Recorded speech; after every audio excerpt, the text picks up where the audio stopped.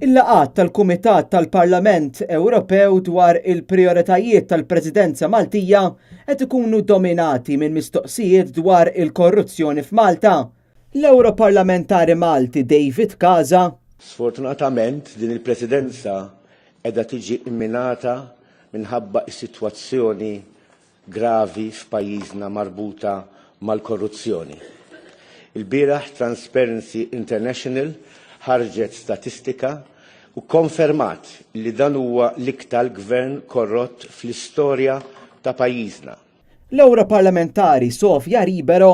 U hija ħasra li anka jekk ġejtu mistoqsija kemm il-darba hawnhekk u anka f'kumitati oħra u fil-plenarja, xorta waħda ma tajtux spjegazzjoni ċara għaliex hemm din it-teba kbira ta' korruzzjoni fil-bidu tal-Presidenza kif tista' titneħħa.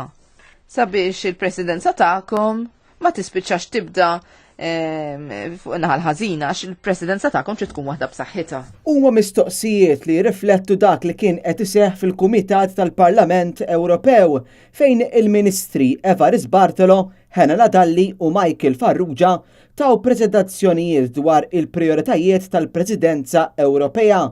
Biksur tar-regoli parlamentari il-President Soċjalista tal-Kumitat talbet id-deputati Ewroparlamentari biex ma jsaqsux mistoqsijiet dwar il-korruzzjoni.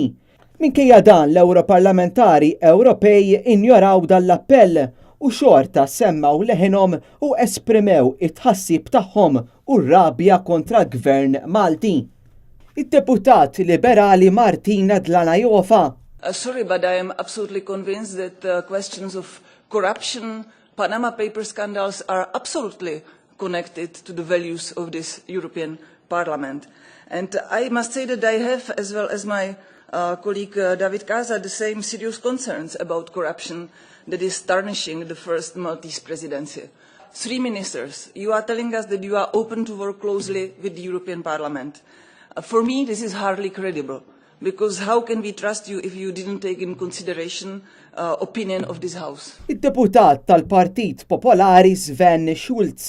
Il-gvern tagħkom ma tantx qed tibdew b'ħafna fiduċja minħabba illi ilkom xhur tevitaw li tindirizzaw problemi ta' korruzzjoni li ilkom xhur tirrifjutaw li tippubblikaw ċertu informazzjoni din għandha tkun permessa u għandkom tippermettuna li aħna niddiskutu dan il-punt anke f'dan il-kumitat. Jiena jkolli ngħid li għandna bżonn ħafna fiduċja u trasparenza, jkolli ngħid li intom bdejtu b'nuqqas ta' trasparenza f'din il-Presidenza.